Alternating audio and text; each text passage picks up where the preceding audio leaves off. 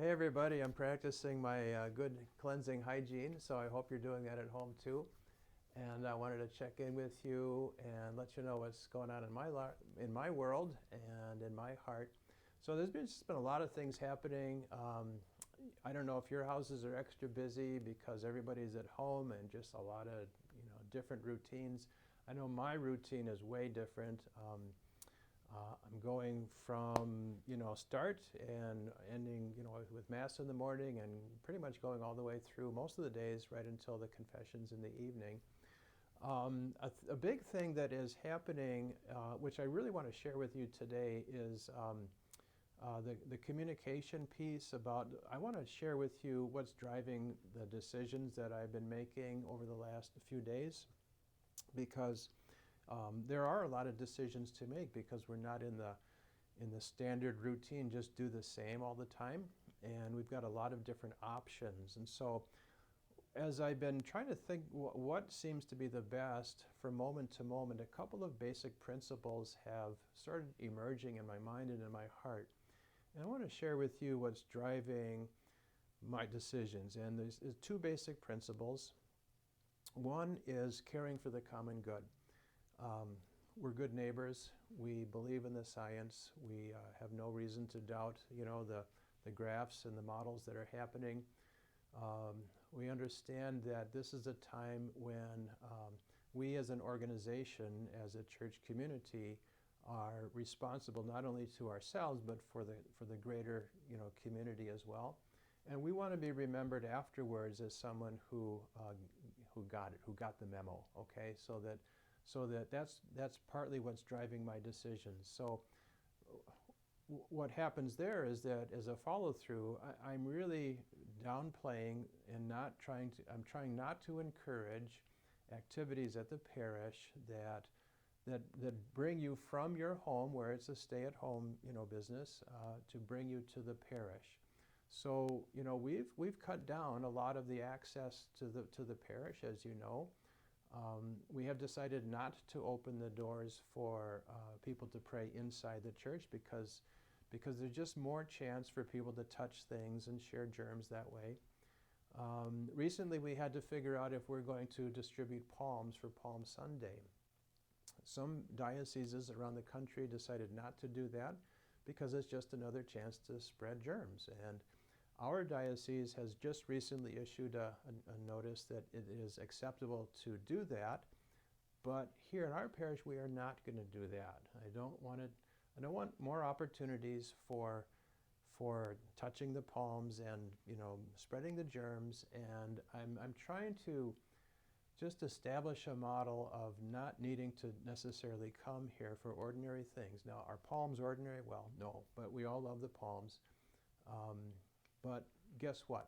These are not ordinary times, and we're not going to distribute palms for Palm Sunday, and that's the reason. So that I want to honor the stay-at-home, good citizenship, behavior for all of us. The second thing that I'm trying to establish in the principle is that I want to promote the domestic church. Where Joshua said, "As for me and my house, we will serve the Lord." And for over 30 years, we've been doing that in our family formation program. We've been helping people, equipping families to talk to each other, to bond with the generations, between the generations. It's just a powerful thing that we're kind of accustomed to that. And we still have a lot of emails coming out from our family formation department. If you're part of that program, you're getting those emails. I shouldn't say this, but if you haven't been getting them, if you want them, let us know and we'll send them out to you too. But we're trying to equip the domestic church because we believe that where two or more are gathered, God is there in our midst. So we do church as a community. That's our standard practice. We experience grace through the community, in the community. We experience the Eucharist in the community and through the community, and we do everything.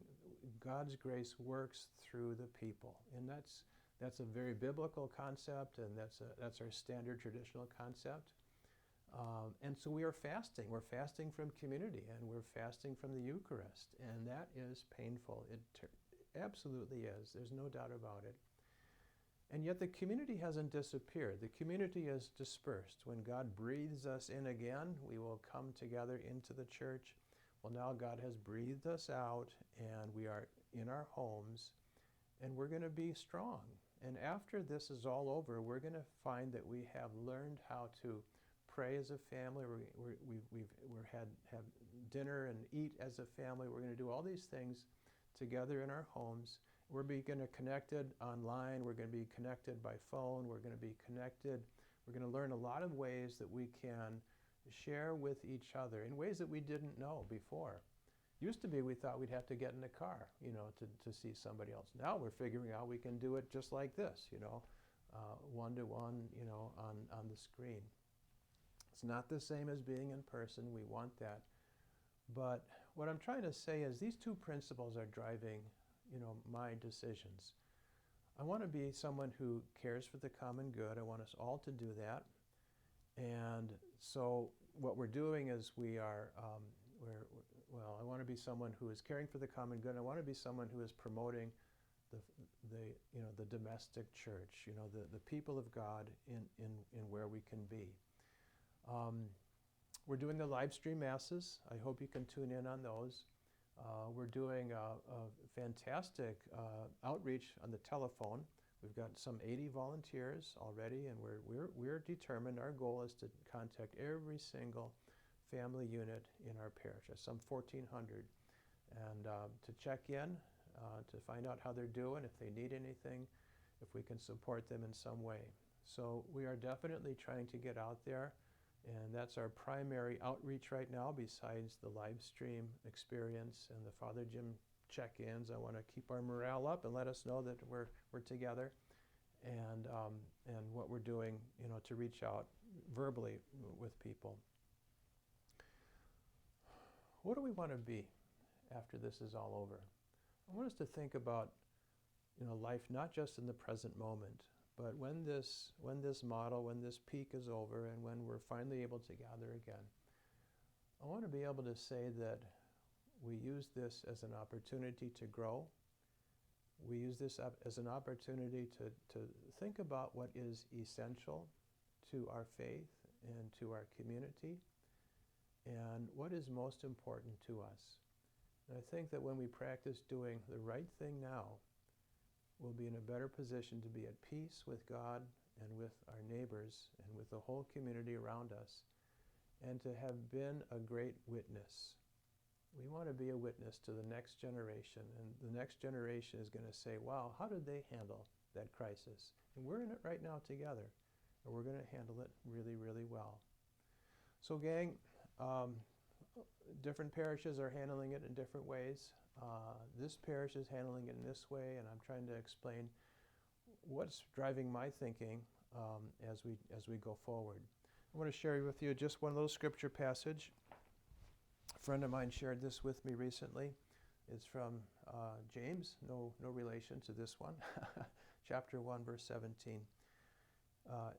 All good giving and every perfect gift is from above, coming down from the Father of lights, with whom there is no alteration or shadow caused by change.